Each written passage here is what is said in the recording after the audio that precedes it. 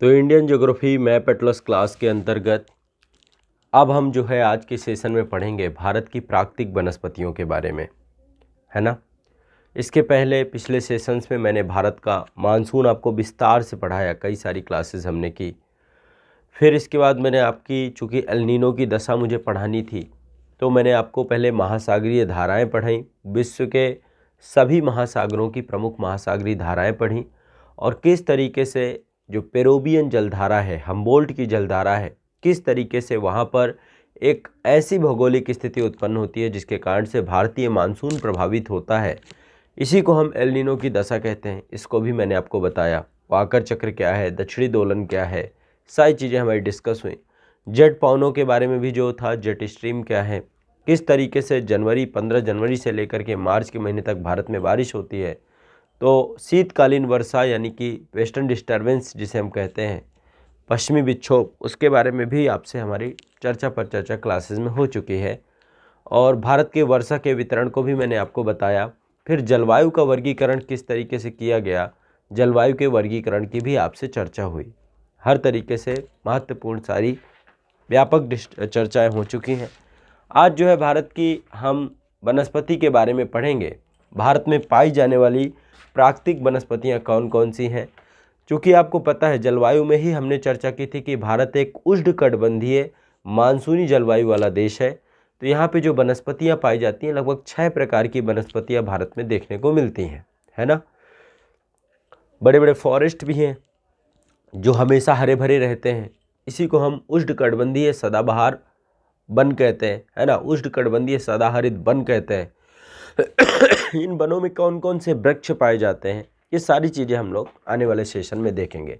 तो tropical evergreen forest यानी कि जो वर्ष भर हरे भरे बने रहते हैं, अपनी पत्तियां कभी नहीं गिराते हैं, तो हमारे देश में उष्णकटिबंधीय सदाबहार वन पाए जाते हैं। साथ ही हमारे देश में उष्णकटिबंधीय आर्द्र मानसूनी पर्णपाती वन भी पाए जाते हैं, यानी ट्रॉपिकल मॉइस्ट जो फॉरेस्ट होते हैं जो अपनी पत्तियां गिरा देते हैं पतझड़ के टाइम पीरियड पे या वसंत ऋतु से पहले जो है। इसके अलावा भारत में ही उष्णकटिबंधीय शुष्क मानसूनी पर्णपाती वन पाए जाते हैं। तो पर्णपाती वन या जो पत्ते गिराते हैं जो वन, वो 2 प्रकार के होते हैं, एक आर्द्र और एक शुष्क, है ना। इसके अलावा हमारे यहाँ पे मरुस्थलीय वनस्पतियाँ पाई जाती हैं, मरुस्थलीय या कटीली झाड़ियाँ पाई जाती हैं। इसके बाद यहाँ पे पर्वतीय वन भी पाए जाते हैं जिनको हम आर्द्र उपोष्ण पर्वतीय वन के तौर पे जानते हैं। और भारत में ज्वारीय वनस्पतियाँ भी पाई जाते हैं, क्योंकि एक लंबी तटरेखा भारत जो है हिंद महासागर के साथ साझा करता है। तो यहाँ पे मैंग्रोव वनस्पतियाँ या ज्वारीय वनस्पतियाँ भी पाई जाती हैं। अब इन वनस्पतिक क्षेत्रों में क्या जलवायु दशाएं हैं, किस तरीके के यहाँ पे वृक्ष पाए जाते हैं, एक एक करके कैटेगरीफाइज होकर के देखेंगे।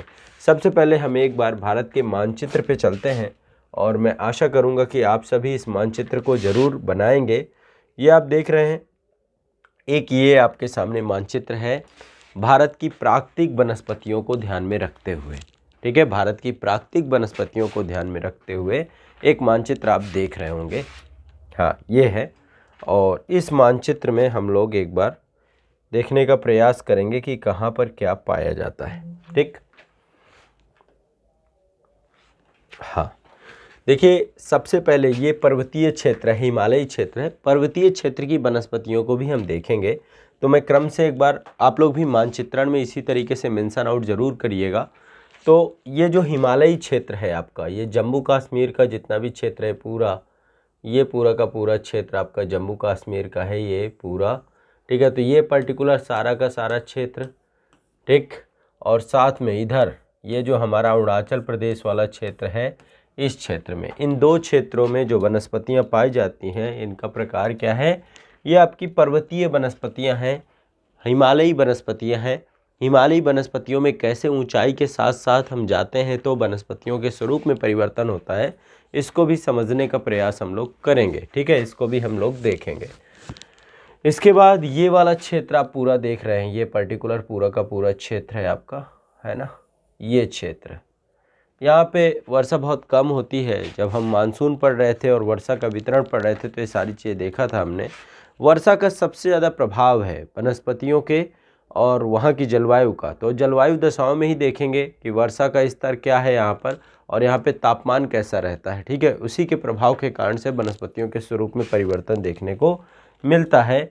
तो मान लीजिए हम जो है ये वाला जो पर्टिकुलर क्षेत्र है, यहाँ पे आपकी ये जो वनस्पति है मरुस्थलीय प्रकार की वनस्पतियाँ हैं, और चूंकि यहाँ पर भी वर्षा बहुत कम होती है, भारत का जो ये पठारी क्षेत्र है, एक तो वृष्टि छाया प्रदेश पड़ता है, तो इस क्षेत्र पे भी एक तरीके की शुष्क उष्णकटिबंधीय वनस्पतियाँ पाई जाती हैं, मरुस्थलीय वनस्पतियाँ पाई जाती हैं। अभी मैं सारे टाइप आपको लिखवाऊंगा, सब कुछ आपको करवाऊंगा, बस थोड़ा सा आपको संयम बरतने की ज़रूरत है। हर चीज़ को हम यहाँ पे डिस्कस करेंगे, सारी चीज़ों को देखेंगे क्रम से, ठीक है।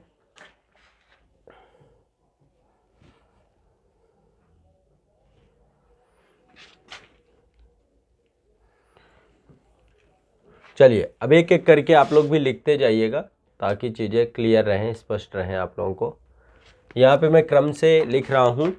भारत में टोटल जो मुख्य तौर पे हैं 6 प्रकार पे हम वनस्पतियों को विभाजित करते हैं। मैं एक एक नाम लिखूँगा, आप लोग भी लिस्ट मेरे साथ बनाते जाइएगा, है ना, लिस्ट साथ में बनाते जाइएगा, लिखते जाइएगा। नंबर 1 में है, लिख लीजिए, नंबर 1 में है उष्णकटिबंधीय सदाबहार वन। उष्णकटिबंधीय, अब देखो उष्णकटिबंधीय जलवायु ही है हमारी, उष्णकटिबंधीय सदाबहार वन, सदाबहार वन, है ना, सदाबहार वन। नंबर 2 आपका क्या है, दूसरे नंबर पे है उष्णकटिबंधीय आर्द्र मानसूनी या पर्णपाती वन, है ना, जहाँ पे वर्षा के स्तर पे ही इनका परिवर्तन है, जलवायु दशाओं में क्लियर हो जाएगा। उष्णकटिबंधीय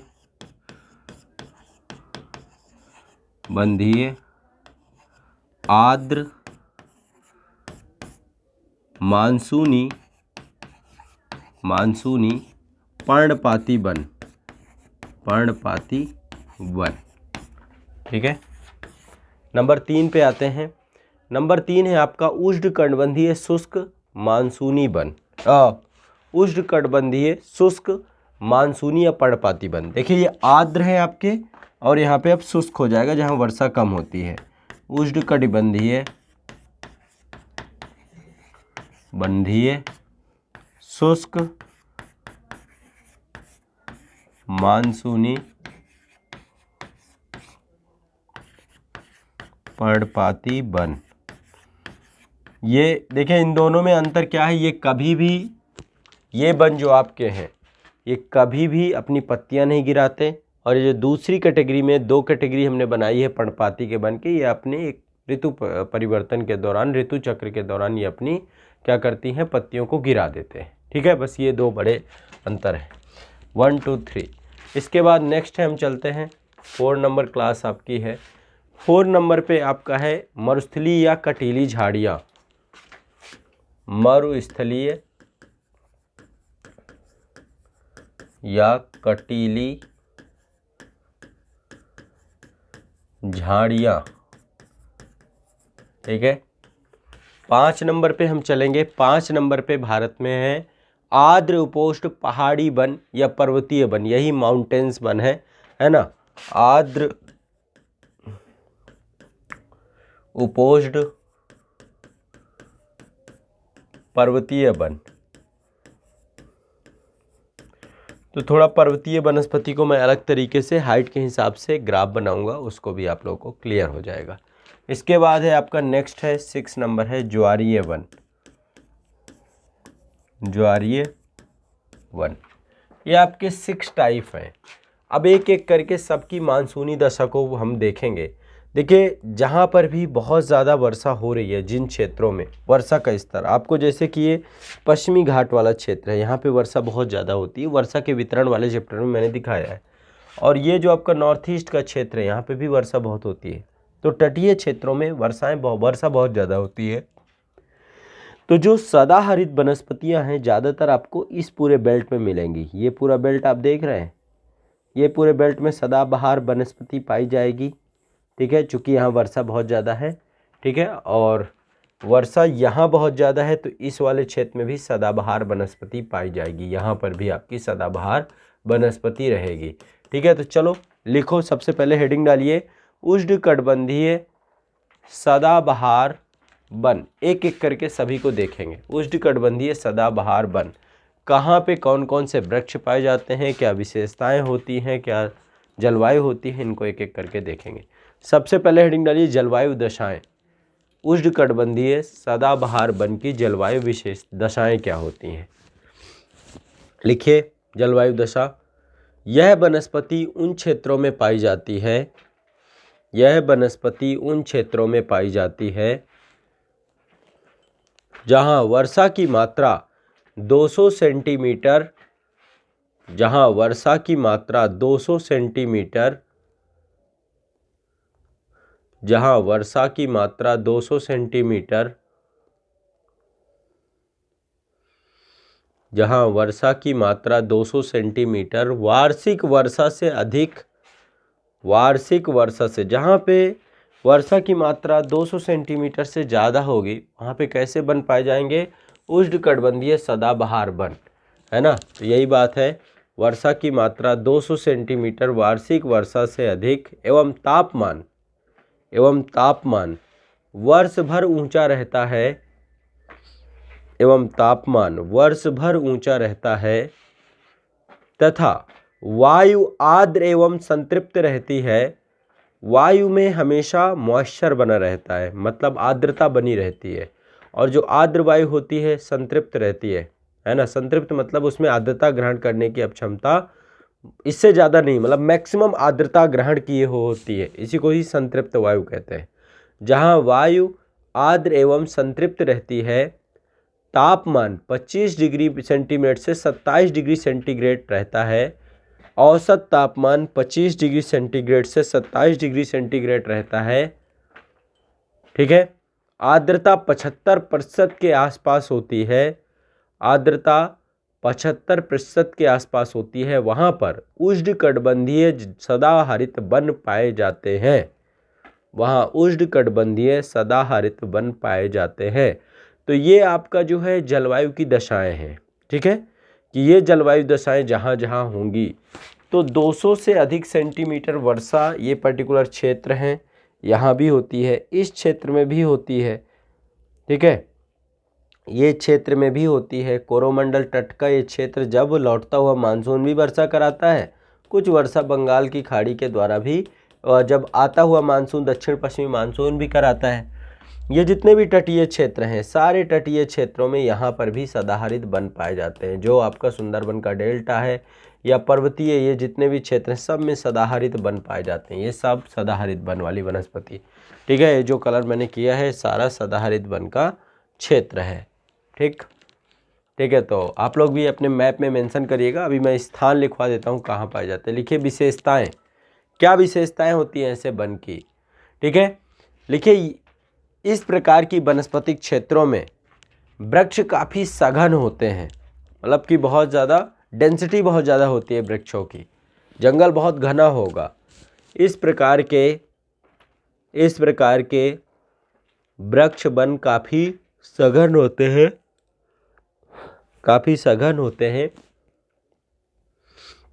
वृक्षों की ऊंचाई 30 सेंटीमीटर से 60 मीटर तक होती है।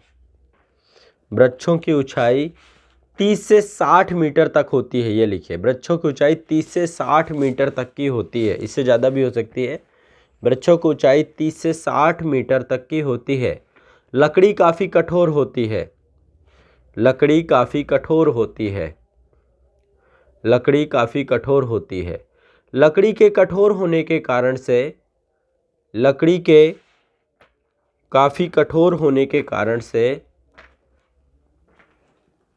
लकड़ी के काफ़ी कठोर होने के कारण से यह आर्थिक दृष्टि से अधिक महत्व नहीं रखते हैं, यह आर्थिक दृष्टि से अधिक महत्व नहीं रखते हैं,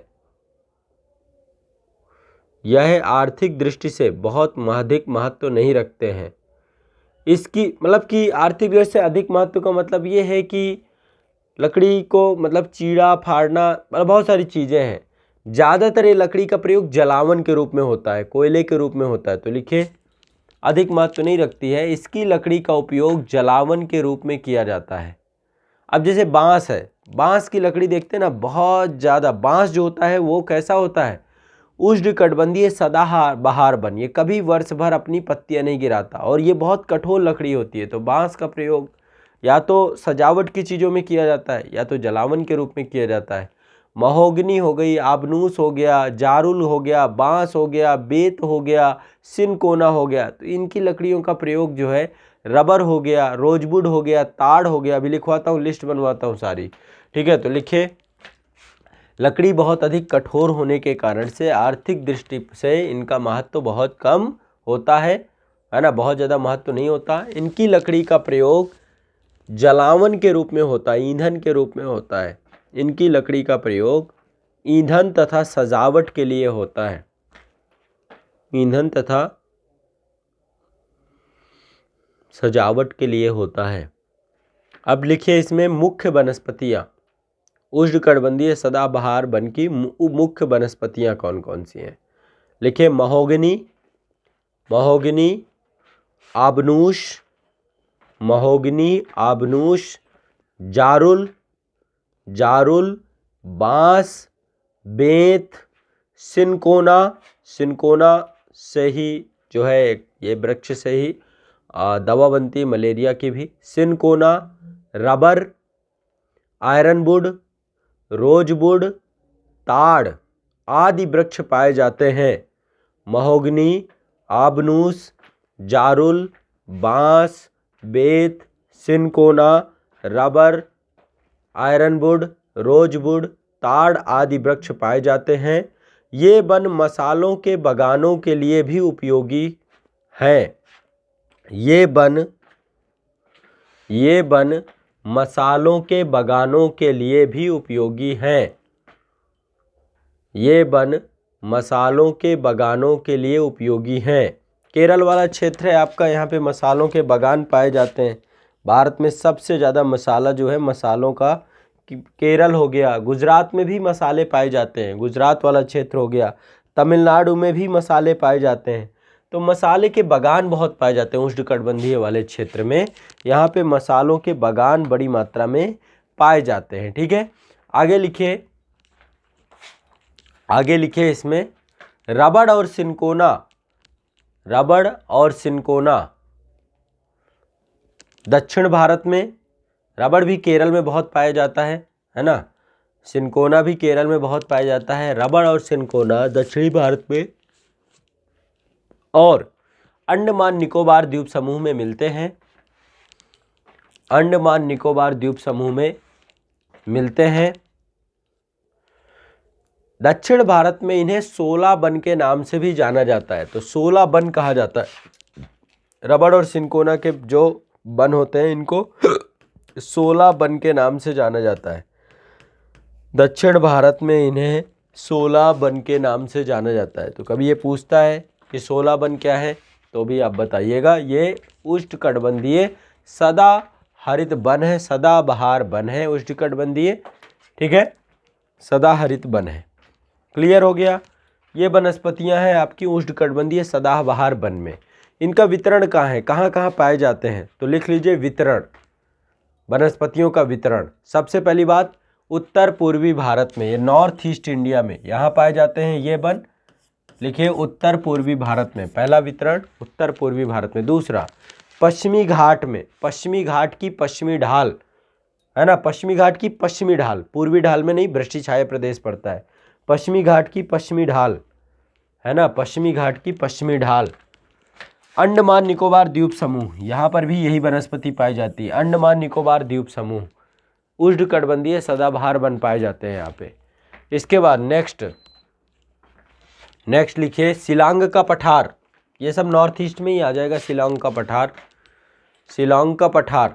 लक्षद्वीप, लक्षद्वीप में भी यही वनस्पति पाई जाती है आपकी, लक्षद्वीप, लक्षद्वीप, ठीक है। अब उत्तर पूर्वी भारत में सब आ जाएंगे आपके, अरुणाचल प्रदेश, नागालैंड, असम, मणिपुर, मेघालय, त्रिपुरा है ना, मिजोरम, मिजोरम में सबसे ज़्यादा वृक्षावरण है आपका, ठीक है। तो ये हो गई आपकी पहले प्रकार की वनस्पति उष्णकटिबंधीय सदाबहार वन। क्लियर हो गया सभी को, इसमें कोई दिक्कत तो नहीं है, कोई समस्या तो नहीं है, ठीक है। सभी को समझ में आ गया। अब बात करते हैं, दूसरा है उष्णकटिबंधीय आर्द्र मानसूनी या पर्णपाती वन। ये डाल लीजिए हेडिंग में, उष्णकटिबंधीय आर्द्र या मानसूनी पर्णपाती वन। तो जिन क्षेत्रों में 100 से 200 सेंटीमीटर तक वर्षा होती है, जहाँ पर 100 सेंटीमीटर से लेकर 200 सेंटीमीटर तक वर्षा होती है, इन वर्षा वाले क्षेत्रों में, ठीक है, जलवायु दशाएं क्या होती है, वर्षा जो होती है 100 से 200 सेंटीमीटर तक की वर्षा होती है। यहाँ पर एक विशिष्ट मानसूनी प्रकार की जलवायु पाई जाती है। यही है आपकी उष्णकटिबंधीय आर्द्र मानसूनी पर्णपाती वन। तो लिखे इसमें जलवायु दशाएं, हेडिंग डालीजिए जलवायु दशाएं, हेडिंग डालिए जलवायु दशाएं, लिखे इसमें। इस प्रकार की वनस्पति का विकास, इस प्रकार की वनस्पति का विकास उन क्षेत्रों में हुआ है, उन क्षेत्रों में हुआ है जहां वार्षिक वर्षा, जहां वार्षिक वर्षा 100 से 200 सेंटीमीटर के बीच होती है, जहां वार्षिक वर्षा 100 से 200 सेंटीमीटर के बीच होती है, जहां वार्षिक वर्षा 100 से 200 सेंटीमीटर के बीच होती है, जहां वार्षिक वर्षा 100 से 200 सेंटीमीटर के बीच होती है। ये विशिष्ट मानसूनी वन है, ये विशिष्ट मानसूनी वन है। इन्हें पतझड़ वन भी कहा जाता है। यानी कि यहाँ पर जो देखो होता क्या है, गर्मी बहुत ज़्यादा पड़ती है, क्यों पत्तियाँ गिरा देते हैं पेड़, पेड़ जो है अपनी पत्तियाँ क्यों गिराते हैं, इसके पीछे का कारण क्या है, जब ज़्यादा बारिश नहीं होगी, है ना, मतलब यहाँ पे क्या है, वर्षा कितनी है 100 से 200 सेंटीमीटर, तो ज़्यादा बारिश नहीं होगी तो गर्मियों के टाइम पे क्या होगा, वाष्पीकरण की प्रक्रिया तेज हो जाएगी। और आपको पता है कि पत्तियों में रंध्र पाए जाते हैं और इन रंध्रों से ही वाष्पीकरण की प्रक्रिया होती है ना। तो पत्तियों, ये जो वृक्ष होते हैं, मान लीजिए यदि पत्तियां रहेंगी तो वाष्पीकरण की प्रक्रिया बहुत तेज हो जाएगी और वर्षा तो हो नहीं रही, 100 से 200 सेंटीमीटर ही वर्षा है। तो यदि ये अपनी पत्तियां बनाए रखेंगे तो इनका वाष्पीकरण की दर बहुत ज़्यादा होती है, इसलिए ये वृक्ष अपनी पत्तियां ही गिरा देते हैं। किस टाइम पीरियड पे, देखिए कब गिराते हैं, ये शीत ऋतु का टाइम आपका जो चल रहा है, इस टाइम पे अब क्या होगा, जनवरी के टाइम पीरियड पे पत्तियां गिर जाएंगी और जैसे नई ऋतु आ जाएगी, जैसे ही नई ऋतु, बसंत ऋतु के बाद जो है फिर से नई पत्तियां आ जाती हैं और ये नई पत्तियां क्या करती हैं, फिर इसके बाद वर्षा का मौसम आ जाता है, वर्षा का स्तर। तो अपने आप को जीवित रहने के लिए, अपने आप के सर्वाइवल के लिए, है ना, क्योंकि यदि पत्तियां रहेंगी वाष्पीकरण की प्रक्रिया बहुत तेज रहेगी और दिक्कत हो जाएगी। तो इन सब चीज़ों को ध्यान में रखते हुए ही ये कार्य किया जाता है। तो लिख लीजिए, लिख लीजिए इस चीज़ को, है ना, इनको पतझड़ वन भी कहा जाता है। यहाँ आर्द्रता बहुत अधिक नहीं रहती है, यहाँ आर्द्रता बहुत अधिक नहीं रहती है। आर्द्रता मतलब कि वायुमंडल में, वायु में जल की मात्रा जो है वही आर्द्रता है। आर्द्रता बहुत अधिक नहीं रहती है, यहाँ आर्द्रता बहुत अधिक नहीं रहती है। तापमान लगभग 27 डिग्री सेंटीग्रेड रहता है, तापमान लगभग 27 डिग्री सेंटीग्रेड रहता है। औसत सापेक्षिक आर्द्रता लगभग 60% के आसपास होती है। औसत सापेक्षिक आर्द्रता लगभग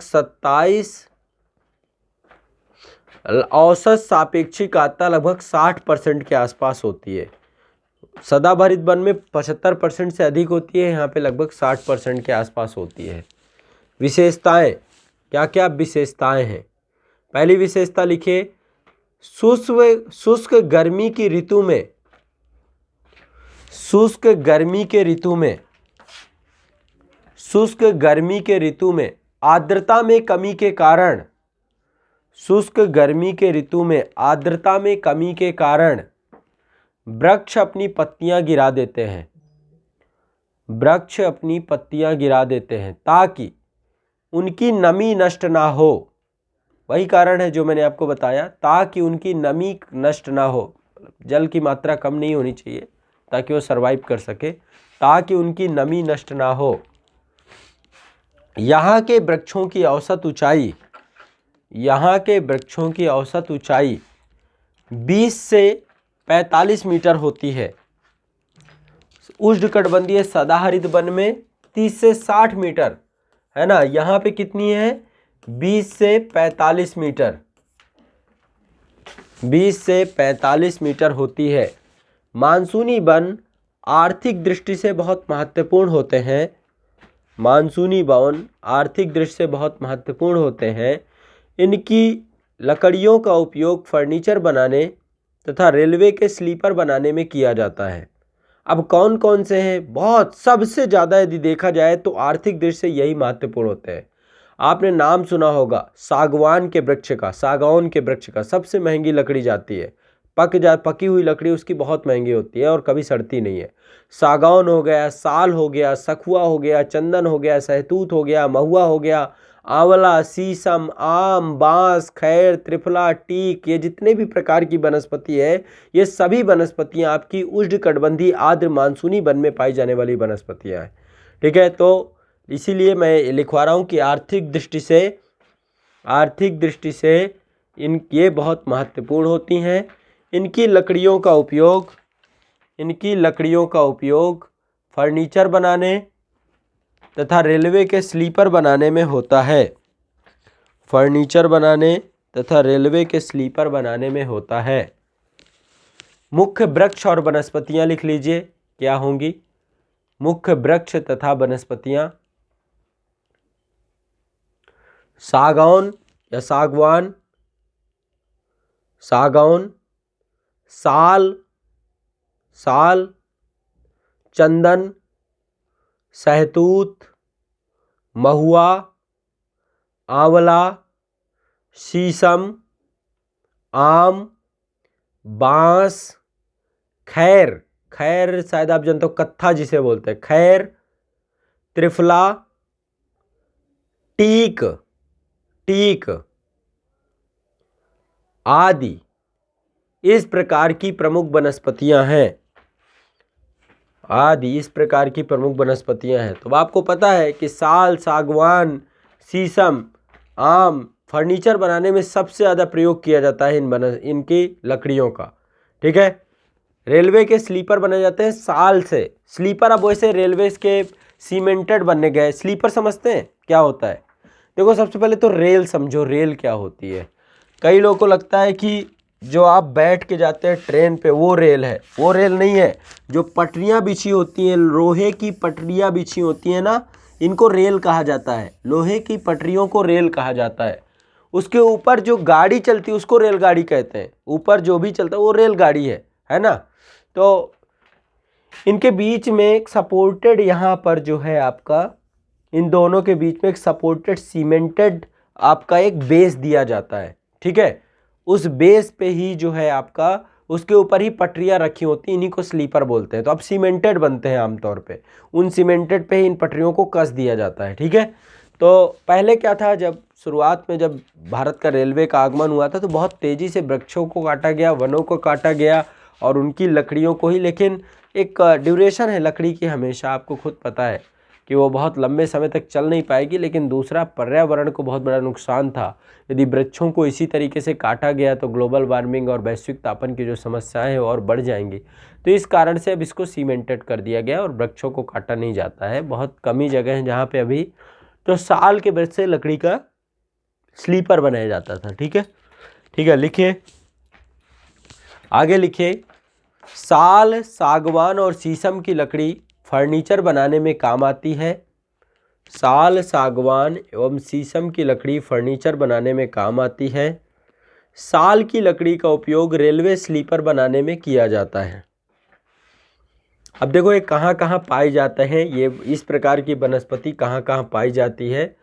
तो देखो, इस प्रकार की वनस्पति जो ये पर्णपाती वन है, इनको मैंने दो भागों में बांटा है आपका। ठीक है, दो भागों में जहाँ पर वर्षा कम होती है, वर्षा के आधार पे दो भागों में बांटा गया है।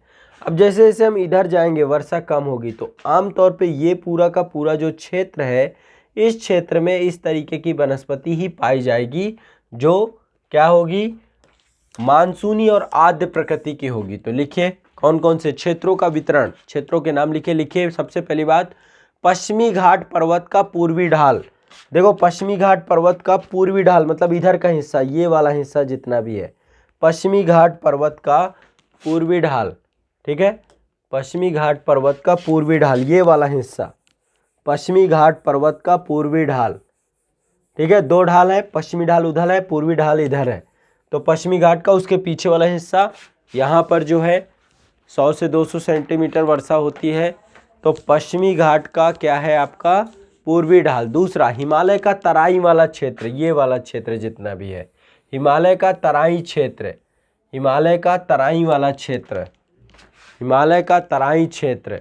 इसके बाद लिखिए उत्तर प्रदेश, उत्तर प्रदेश, उड़ीसा, उड़ीसा वाला क्षेत्र है आपका, उत्तर प्रदेश का भी क्षेत्र है ये, उत्तर प्रदेश उड़ीसा, ठीक है, उत्तर प्रदेश उड़ीसा, पश्चिम बंगाल, पश्चिम बंगाल, ये पूरा बेल्ट है आपका जो पश्चिम बंगाल का पश्चिम वाला क्षेत्र है, ये वाला, ठीक है। महाराष्ट्र, महाराष्ट्र का विदर्भ वाला क्षेत्र आपका जितना भी है, ठीक है, ये पूरा का पूरा क्षेत्र, ठीक है, महाराष्ट्र। इसके बाद कर्नाटक, कर्नाटक का ये क्षेत्र, महाराष्ट्र, कर्नाटक, मध्य प्रदेश, मध्य प्रदेश, एमपी वाला क्षेत्र जो आपका है, मध्य प्रदेश, छत्तीसगढ़ और छोटा नागपुर पठार, ठीक है, छत्तीसगढ़। अब देखो पूरा का पूरा स्टेट नहीं है, हर जगह पे पूरा कंप्लीट स्टेट नहीं है, कहीं कहीं पे बीच बीच में वर्षा ज़्यादा, जहाँ पे 100 से 200 सेंटीमीटर वर्षा है वहाँ पे ये वन है, कहीं कहीं पे तो ये जगह के हिसाब से अलग अलग हो जाता है। छत्तीसगढ़ और छोटा नागपुर का पठार मतलब झारखंड का क्षेत्र, ये वाला छोटा नागपुर का पठारी क्षेत्र जो है आपका झारखंड, ठीक है। झारखंड दो भागों में बटा हुआ है, संथाल परगना और छोटा नागपुर पठार, दो ही हैं इसमें, ठीक है। अगला लिखिए, नेक्स्ट हो गया, ये हो गई वितरण कहाँ कहाँ पे है। अगली प्रकार की है आपकी उष्णकटिबंधीय शुष्क, ये आर्द्र थी जहाँ वर्षा ज़्यादा थी, ये शुष्क है, ये भी पर्णपाती वन है, मानसूनी पर्णपाती वन, लिख लीजिए। इसमें लिखिए उष्णकटिबंधीय शुष्क मानसूनी पर्णपाती वन, शुष्क मानसूनी पर्णपाती वन, उष्णकटिबंधीय शुष्क मानसूनी पर्णपाती वन। जलवायु की दशाएं लिख लीजिए, क्या जलवायु दशाएं हैं। जलवायु की दशा लिखिए, यह वनस्पति उन क्षेत्रों में पाई जाती है, यह वनस्पति उन क्षेत्रों में पाई जाती है जहां वार्षिक वर्षा 50 से 100 सेंटीमीटर के बीच होती है, जहां वार्षिक वर्षा 50 से 100 सेंटीमीटर के बीच होती है, 50 से 100 सेंटीमीटर के बीच होती है, जहां वार्षिक वर्षा 50 से 100 सेंटीमीटर के बीच होती है। तापमान लगभग 28 डिग्री सेंटीग्रेड, तापमान कितना होता है 28 डिग्री सेंटीग्रेड, तापमान लगभग 28 डिग्री सेंटीग्रेड एवं आर्द्रता कम पाई जाती है, एवं आर्द्रता कम पाई जाती है। तापमान लगभग 28 डिग्री सेंटीग्रेड एवं आर्द्रता कम पाई जाती है। तो तापमान ज़्यादा होता है, वर्षा कम होती है, इस कारण से आर्द्रता कम पाई जाती है। वर्षा कितनी होती है 50 से 100 सेंटीमीटर, ठीक है, तो वर्षा काफ़ी कम है। विशेषताएं लिख लीजिए, विशेषता मतलब जहाँ वर्षा नहीं होगी वहाँ पे वृक्ष कम हो जाएंगे, उनकी हाइट कम हो जाएगी, ठीक है। तो यहाँ वृक्षों की ऊंचाई समानता 6 से 9 मीटर की होती है, यहाँ पर वृक्षों की ऊंचाई समानता 6 से 9 मीटर की होती है। वृक्ष की जड़ें काफ़ी लंबी होती हैं। अब देखिए जहाँ वर्षा कम होगी वहाँ पे वृक्ष की जड़ें अंदर तक जाने का प्रयास करेंगी और नीचे तक जाने की पड़ेगी ताकि धरातल से पानी ला सके, है ना, भूमिगत जल पा सके। तो जड़ें बेचारी जल के तलाश में नीचे जाती रहती हैं, भागती रहती हैं। तो जहाँ जड़ें लंबी होंगी उसके पीछे का कारण यही है। जैसे नीम का पेड़ होता है, नीम का पेड़ आप देखते हैं ना, जड़ें बहुत लंबी होती हैं। पीपल का पेड़ होता है, जड़ें बहुत लंबी होती हैं। कारण क्या है, जिस जलवायु प्रदेश में रह रहे हैं वहाँ पर तो पहली बात सबसे बड़ी दिक्कत है वर्षा की कमी है। तो जो अभी कई जगह पे नीम, पीपल, बरगद इस तरीके के पेड़ पाए जाते हैं, तो ये क्या करते हैं अपनी जड़ें, ताकि अपने आप को सर्वाइव कर सकें, है ना, इसीलिए घरों में कई बार घरें तोड़ देती हैं जड़ें। तो लिख लीजिए कौन कौन से यहाँ पर वृक्ष पाए जाते हैं, वो भी लिखवा देते हैं। देखिए, वृक्ष की जड़ें काफ़ी लंबी होती हैं ताकि वे गहराई से जल प्राप्त कर सकें, इन प्रदेशों में वृक्षों की छाल बहुत मोटी होती है। इन प्रदेशों के वृक्षों की छाल मतलब ऊपर की परत जो होती है, खाल होती है ना। इन वृक्षों की छाल बहुत मोटी होती है। पत्ते भी काफ़ी मोटे होते हैं तथा छोटे होते हैं। पत्ते काफ़ी मोटे और छोटे होते हैं ताकि वाष्पीकरण की गति को कम किया जाए। देखो, कोई भी हर चीज़ के पीछे रीज़न है। वाष्पीकरण, चूँकि यहाँ पे वर्षा बहुत कम हो रही है, वाष्पीकरण बहुत तीव्र हो रहा है, इस कारण से पत्ते अपने आप को मोटे कर लेते हैं ताकि वाष्पीकरण कम हो। पत्ते मोटे हो जाते हैं और छोटे हो जाते हैं, उनका आकार छोटा यहाँ पे होता है। ठीक है, तो अब लिखिए मुख्य वृक्ष और वनस्पति, कौन कौन से मुख्य वृक्ष पाए जाते हैं। मुख्य वृक्ष हैं आपके महुआ, बबूल में तो कटीली अपनी पत्तियों को ही कांटे में बदल लेता है, बहुत सारे कांटे भी पाए जाते हैं, बहुत छोटी छोटी पत्तियां पाई जाती है बबूल में। महुआ, बबूल, पलास, तेंदू, खैर, बेर, बरगद, पीपल, नीम, खजूर। ठीक है, ये प्रमुख जो है वनस्पतियां हैं, और भी हो सकती हैं। तो बरगद, पीपल, नीम, खजूर, पलास, बबूल, महुआ, तेंदुआ, बेर, है ना। बेर भी आपके आसपास आप देखेंगे तो आप समझ सकते हैं कि किस तरीके के जलवायु प्रदेश में, किस तरीके की प्राकृतिक वनस्पति प्रदेश में आप रहते हैं। तो ये आपकी हो गई उष्णकटिबंधीय शुष्क मानसूनी पर्णपाती वन। ठीक है, इनका वितरण कहाँ कहाँ है, कहाँ पाए जाते हैं ये वनस्पतियाँ, लिख लीजिए वितरण, हेडिंग डाल लीजिए, इनका वितरण कहाँ कहाँ है। वितरण है पूर्वी राजस्थान में, राजस्थान का ये वाला हिस्सा, पूर्वी राजस्थान का हिस्सा, है ना। पूर्वी राजस्थान में इस तरीके की वनस्पतियां पाई जाती हैं, पूर्वी राजस्थान।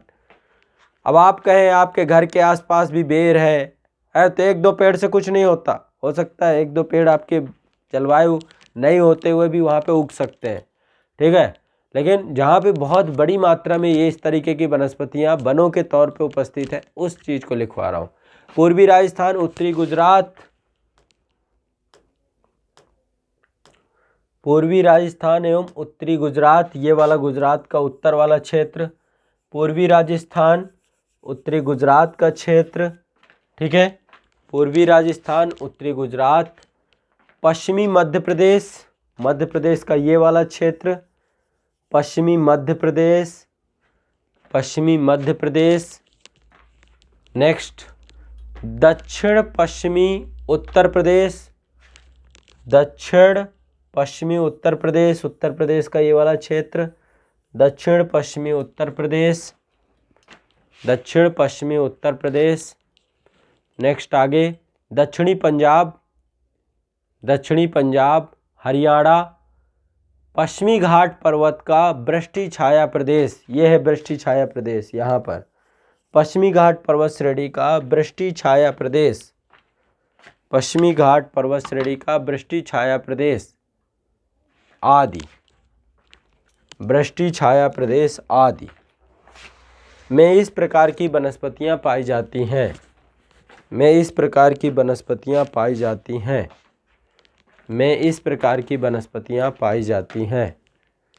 नेक्स्ट हेडिंग डालिए, मरुस्थलीय वनस्पतियाँ या कटीली झाड़ियाँ। नेक्स्ट है मरुस्थलीय वनस्पतियाँ या कटीली झाड़ियाँ, मरुस्थलीय वनस्पतियाँ एवं कटीली झाड़ियाँ। जलवायु दशाएं लिखिए, 50 सेंटीमीटर से वार्षिक वर्षा कितनी होती है, 50 सेंटीमीटर से कम वर्षा, 50 सेंटीमीटर वार्षिक से कम वर्षा होती है इनमें। ठीक है, चौथे नंबर की वनस्पति है मरुस्थलीय या कटीली झाड़ियाँ प्रकार की है। तो यहाँ पे वर्षा कितनी होती है, 50 सेंटीमीटर वार्षिक से कम वर्षा होती है। ठीक है, यहाँ पर वर्षा 50 सेंटीमीटर वार्षिक से कम होती है, तो सबसे पहले ये लिख लीजिए। दूसरा, तापमान बहुत अधिक रहता है, और आर्द्रता बहुत कम रहती है। आर्द्रता मतलब हवा में नमी नहीं रहती ज़्यादा। ठीक है, आर्द्रता बहुत कम रहती है, आर्द्रता बहुत कम पाई जाती है, बहुत ही कम पाई जाती है, बहुत कम, मतलब हवा पूरी तरीके से शुष्क होती है। ठीक है, तो 50 सेंटीमीटर से कम वर्षा, तापमान बहुत अधिक पाया जाता है, आर्द्रता बहुत कम पाई जाती है। विशेषता लिख लीजिए इसकी, क्या विशेषताएं हैं यहाँ पे जो वनस्पति पाई जाती है, विशेषताएं क्या हैं उसकी। विशेषता लिखिए, यहाँ पर वृक्ष छोटी छोटी कटीली झाड़ियों के रूप में मिलते हैं। यहाँ वृक्ष छोटी छोटी कटीली झाड़ियों के रूप में मिलते हैं। यहाँ वृक्ष छोटी छोटी कटीली झाड़ियों के रूप में मिलते हैं। जड़ें अत्यधिक लंबी, पत्तियाँ छोटी मोटी कांटेदार एवं गूदेदार होती हैं। जड़ें अधिक लंबी, पत्तियाँ छोटी मोटी कांटेदार एवं गूदेदार होती हैं। इससे वे अपनी नमी बरकरार रखती हैं। पत्तियाँ बहुत ज़्यादा मोटी होती हैं, अपनी पत्तियों को कांटों में बदल देती हैं ताकि वाष्पीकरण की प्रक्रिया बिल्कुल कम हो पाए, है ना। तो ये जितने प्रकार की वनस्पतियाँ हैं सब मरुस्थलीय वनस्पतियों में लक्षण पाए, जैसे कि नांगफनी। नांगफनी आपने देखा होगा, नांगफनी का पेड़ हो गया, खजूर का पेड़ हो गया, कैक्टस का पेड़ हो गया, इन सब पेड़ों में कांटे पाए जाते हैं। तो वो कांटे कहाँ से हैं, क्योंकि मरुस्थलीय वनस्पतियाँ, इनमें पानी नहीं होता है, अपने आप को वाष्पीकरण की प्रक्रिया को बचाने के लिए अपनी पत्तियों को कांटे में बदल देती हैं। तो लिखिए, ठीक है। जड़ें अत्यधिक लंबी, मतलब काफ़ी नीचे तक जड़ें होती हैं। पत्तियाँ छोटी होती हैं, मोटी होती हैं। छोटी इसलिए ताकि ज़्यादा वाष्पीकरण ना हो, मोटी इसलिए वाष्पीकरण कम हो। कांटेदार तथा गद्देदार होती हैं, इससे वे नमी को बनाए रखती हैं, इससे वे नमी को बनाए रखती हैं। मुख्य वनस्पतियाँ लिख लीजिए, मुख्य वनस्पतियाँ क्या हैं। मुख्य वनस्पतियाँ लिखिए, नागफनी, नागफनी कैक्टस, नागफनी कैक्टस, नागफनी सबने देखी होगी, नागफनी कैक्टस, खजूर, खजूर खेजड़ा, खजूर खेजड़ा, खैर बबूल, है ना। बबूल मरुस्थलीय वनस्पतियों में भी आता है आपका। बबूल, खैर, खेजड़ा, नागफनी, खजूर, कैक्टस, है ना, आदि वनस्पतियाँ, आदि वनस्पतियाँ। अब इस प्रकार की जलवायु कहाँ पाई जाती है, सब कुछ आपको पता है। इस तरीके की जलवायु के बारे में सब जानते हैं आप, सबने पढ़ रखा है। ये आपका जितना भी राजस्थान वाला क्षेत्र है, तो पहले लिख लीजिए वितरण। वितरण कहाँ है, पश्चिमी राजस्थान, जहाँ वर्षा बहुत कम होती है। ये पश्चिमी राजस्थान का क्षेत्र है, वर्षा बहुत कम है इस क्षेत्र में। पश्चिमी राजस्थान, है ना, वर्षा काफ़ी कम है यहाँ पे पश्चिमी राजस्थान में। इसके बाद है आपका उत्तरी गुजरात का क्षेत्र, पश्चिमी राजस्थान, उत्तरी गुजरात। पश्चिमी घाट पर्वत का भृष्टि छाया प्रदेश, पश्चिमी घाट पर्वत का वृष्टि छाया प्रदेश, पश्चिमी घाट पर्वत का वृष्टि छाया प्रदेश।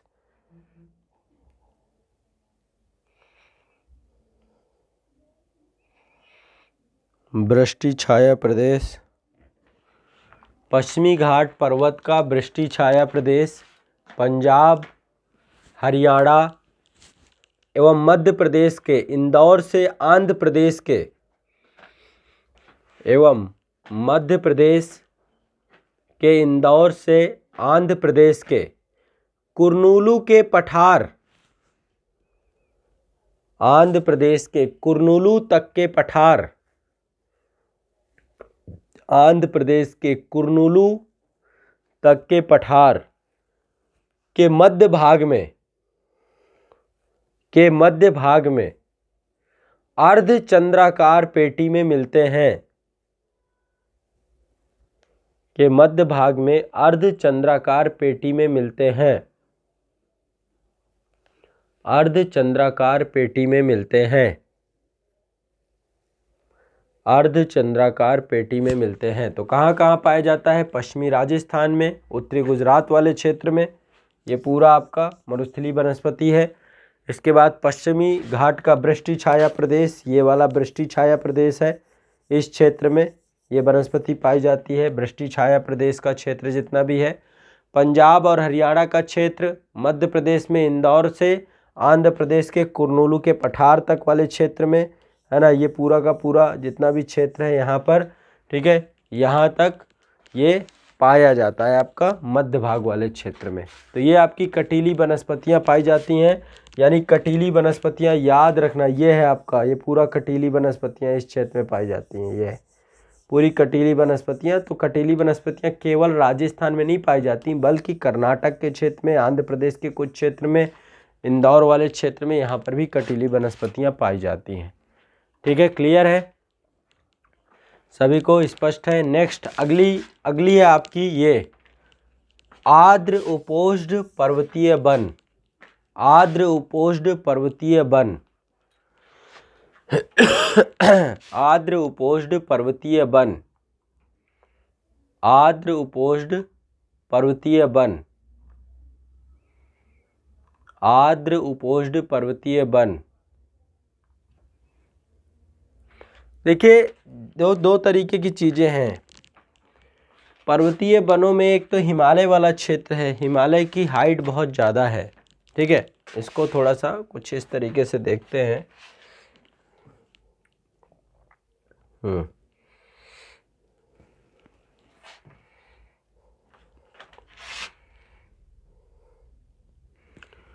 एक बार बाहर चल के मैं आपको थोड़ा सा समझाने का प्रयास करता हूँ।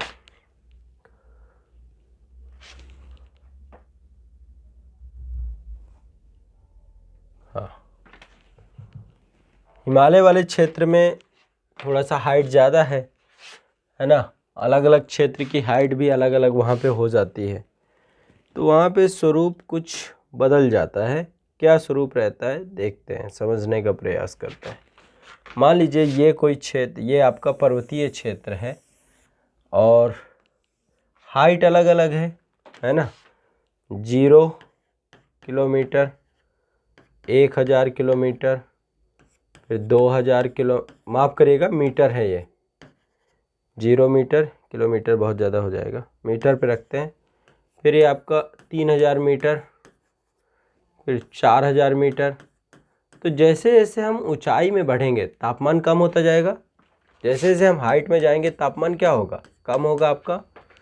जैसे जैसे आप हाइट में जाओगे तो तापमान तो कम होगा ना, यही तो है ना। जैसे जैसे हम हाइट में जाएंगे तापमान कम होगा, और तापमान कम होगा तो काफ़ी बदलाव होते हैं, काफ़ी चीज़ें देखने को मिलती हैं हमें, है ना। तो जब हम हिमालय में ऊपर की तरफ चढ़ते हैं तो पर्वतीय के स्वरूप में, वनस्पतियों के स्वरूप में भी बदलाव आता है। जैसे जैसे आप हाइट के ऊपर जाएंगे वैसे वैसे बदलाव आएगा। अब मेरे साथ एक आप डायग्राम बनाएंगे सभी लोग। इस डायग्राम को सभी लोगों को बनाना है, ठीक। सभी लोग साथ साथ, यहाँ पे मैं एक हाइट लिखता जाऊँगा आइडियली, जो हाइट NCERT वगैरह में मिलती है। ये पर्वतीय क्षेत्र है हिमालय प्रदेश। पहली हाइट है 900 मीटर से लेकर के 1000 मीटर की, ठीक, पहली हाइट। देखो हिमालय में भी जो है 2 हिस्से हैं भारत। पश्चिमी हिमालय अलग है, पूर्वी हिमालय अलग है, बीच में नेपाल वाला क्षेत्र आ जाता है ना, तो अलग अलग करके भी देख लेंगे, लेकिन अभी मैं रफली आपको बता रहा हूँ। 9000 मीटर से लेकर 1000 मीटर तक पहली हाइट। दूसरी हाइट है आपकी 900 मीटर से लेकर के 1830 मीटर के आसपास, ठीक है। एक हाइट ये है आपकी। अगली हाइट है आपकी 1830 मीटर से लेकर 2740 मीटर तक, ठीक है। 2740 मीटर की हाइट है। इसके बाद अगली हाइट है 2740 मीटर से लेकर के 3660 मीटर की हाइट है, ठीक है। इसके बाद अगली हाइट है 3660 मीटर से लेकर 4876 मीटर की हाइट। 3660 मीटर से लेकर 4876 मीटर की हाइट। और इसके ऊपर है ना 7647 मीटर के ऊपर का क्षेत्र जितना है यह अलग है, यानी ये 5000 मीटर मान सकते हैं रफली। अब इनमें अलग अलग प्रकार की वनस्पतियां, अलग अलग प्रकार के स्वरूप पाए जाते हैं। जैसे जैसे आप हिमालय के क्षेत्र में जाएंगे तो ये पर्वत पादीय क्षेत्र कहा जाता है। पर्वत पादीय क्षेत्र में यहाँ तक आपकी जो वनस्पति पाई जाएगी, चूँकि यहाँ पे वर्षा बहुत ज़्यादा होती है, तो इस वाले क्षेत्र में उष्णकटिबंधीय आर्द्र पर्णपाती वन पाए जाएंगे। लिखते जाइएगा सभी लोग, उष्णकटिबंधीय आर्द्र पर्णपाती वन पाए जाएंगे। अब उष्णकटिबंधीय आर्द्र पर्णपाती वन में किस प्रकार के वृक्ष होते हैं ये मैंने लिखवा दिया। जैसे इससे ऊपर जाएंगे तो यहाँ पे वही वृक्ष वही पाए जाएंगे। वृक्षों के नाम आप लिख लो, साल हो गया, शीशम हो गया, सागौन हो गया, बांस हो गया, इस तरीके के वृक्ष पाए जाएंगे। साल हो गया, शीशम हो गया, बांस हो गया, है ना। तो कुछ इस तरीके के यहाँ पे पाए जाएंगे वृक्ष। सागौन हो गया, ठीक है, सागवान हो गया आपका, सागवान, ये सारे वृक्ष पाए जाएंगे इस वाले क्षेत्र में। इसके बाद जैसे जैसे हम ऊपर जाएंगे तो यहाँ पे ठंड, तापमान कम होगा, गिरेगा, तो यहाँ पे उपोष्ण वनस्पति पाई जाती है। उपोष्ण वनस्पति 900 मीटर से लेकर 830 मीटर तक यहाँ पे जो वृक्ष पाए जाते हैं, ओक। जैसे ऊपर जाएंगे वृक्षों की हाइट थोड़ा सा कम होगी, है ना, कम होती जाएगी। चेस्टनट आदि प्रकार के वृक्ष पाए जाते हैं। जैसे जैसे और ऊपर जाएंगे 1830 से 2740 मीटर में यहाँ पर शीतोष्ण वनस्पति पाई जाती है। शीतोष्ण वनस्पति पाई जाती है। यहाँ पे वनस्पतियों के आकार में परिवर्तन आता है। और यहाँ पे जो वनस्पति पाई जाती है, ओक, मैपिल, वर्च,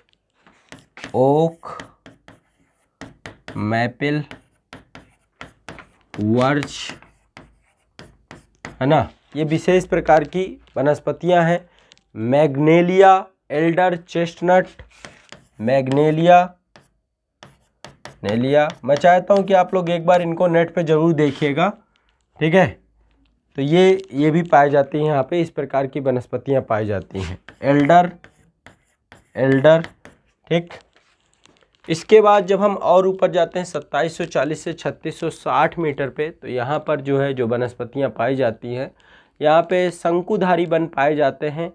शीतोष्ण वनस्पति के नाम से जानते हैं इसको, शीतोष्ण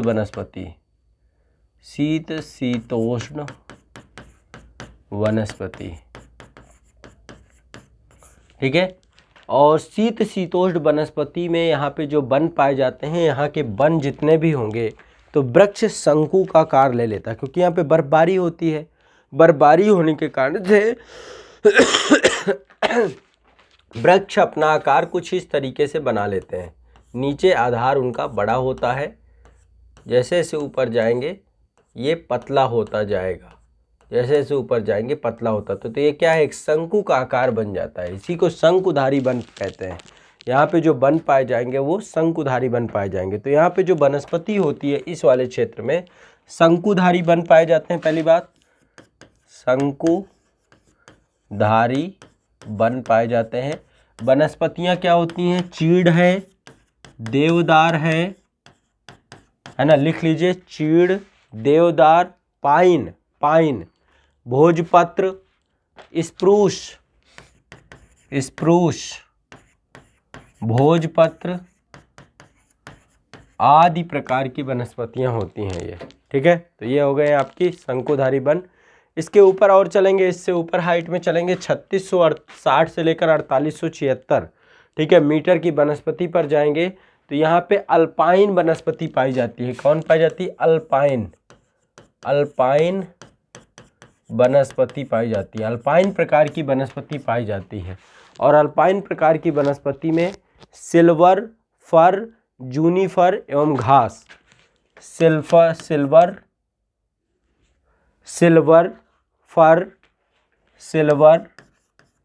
फर, घास, ठीक है, छोटे छोटे इनके। अब धीरे धीरे जैसे से ऊपर जाएंगे वैसे वैसे जूनिफर प्रकार की वनस्पतियां पाई जाती हैं। और इसके ऊपर जो क्षेत्र है यहाँ पर 4876 के आसपास, यहाँ पर इस हाइट पे जो वनस्पति पाई जाती है, यहाँ पे टुंड्रा प्रकार की वनस्पति पाई जाती है। टुंड्रा वनस्पतियां पाई जाती हैं। टुंड्रा प्रकार की वनस्पतियों में कौन कौन सी वनस्पतियां आती हैं, छोटी झाड़ियाँ, घास, फूल वाले पौधे, इस तरीके की वनस्पतियां पाई जाती हैं, है ना। छोटी झाड़ियाँ, घास, लाइकेन, लाइकेन, है ना। इस तरीके की वनस्पतियाँ यहाँ पे पाई जाती है टुंड्रा वनस्पति। यानी कि यहाँ पे ध्यान रखना है, अल्पाइन वनस्पतियाँ 3660 से 4876, उसके जस्ट ऊपर टुंड्रा प्रकार की वनस्पतियाँ पाई जाती हैं। और इसके ऊपर का जितना क्षेत्र है यह हमेशा हिमाच्छादित रहता है, बर्फ से ढका हुआ। यहाँ पे कोई वनस्पति नहीं जाए, वनस्पति विहीन क्षेत्र।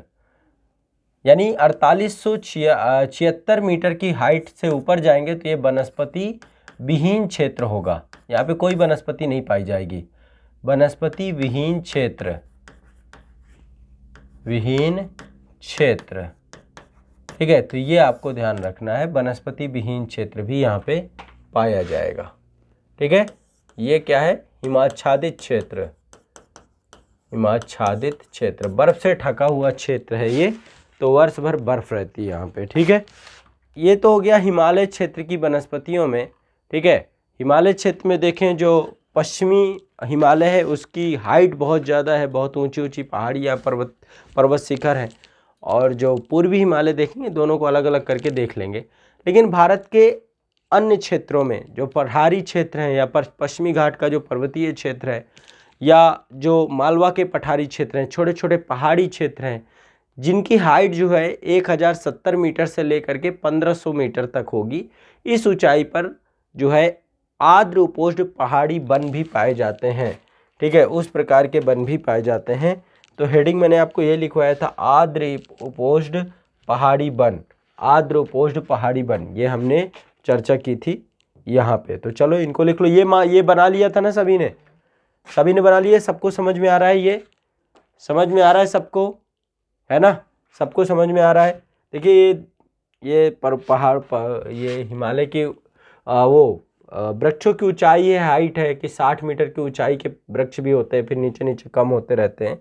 नीचे जो है 101.5 मीटर वाले क्षेत्र को इसको ही झाड़ी कहते हैं, झाड़ी वाली क्षेत्र जो होते हैं। फिर इसके ऊपर नवीन वृक्ष और फिर बितान परत, फिर निर्गत परत, फिर ऊंचाई वाला क्षेत्र, ये सब बनाया गया है।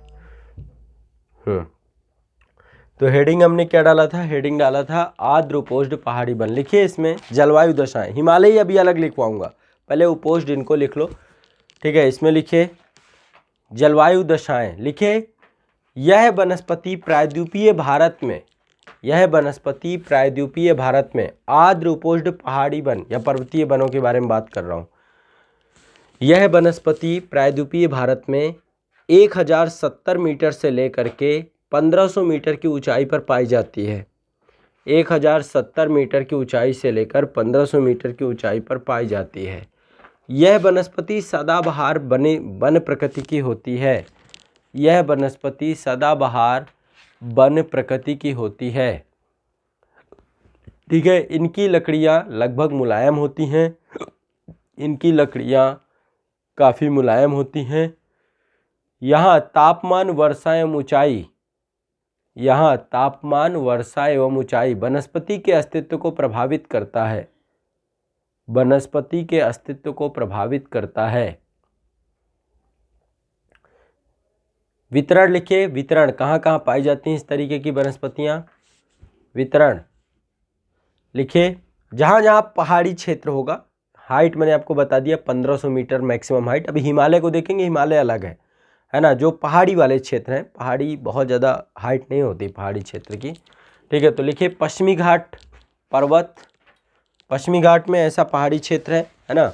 पश्चिमी घाट पर्वत, पूर्वी घाट, पूर्वी घाट, पश्चिमी घाट पर्वत, पूर्वी घाट, नीलगिरी, नीलगिरी की पहाड़ियाँ, कार्डमम पहाड़ियाँ, अन्नामलाई पहाड़ियाँ, नीलगिरी, कार्डमम, अन्नामलाई, ये सब जब पर्वत वाला चैप्टर पढ़ा रहा था वहाँ पे जाके देखना, वहाँ सारी चर्चा हुई है। ठीक है, नीलगिरी, कार्डमम और अन्नामलाई पहाड़ियाँ केरल, कर्नाटक तथा तमिलनाडु के कम ऊंचाई वाले ढलान क्षेत्र, केरल, कर्नाटक और तमिलनाडु के कम ऊंचाई वाले ढलान क्षेत्र, ढलान क्षेत्र आदि आदि। यहाँ पे क्या क्या वनस्पतियाँ पाई जाती हैं, वनस्पतियाँ लिखिए यूकेलिप्टस, यूकेलिप्टस को पर्यावरण का आतंकवादी भी कहा जाता है, शायद आप लोगों ने पढ़ा हो।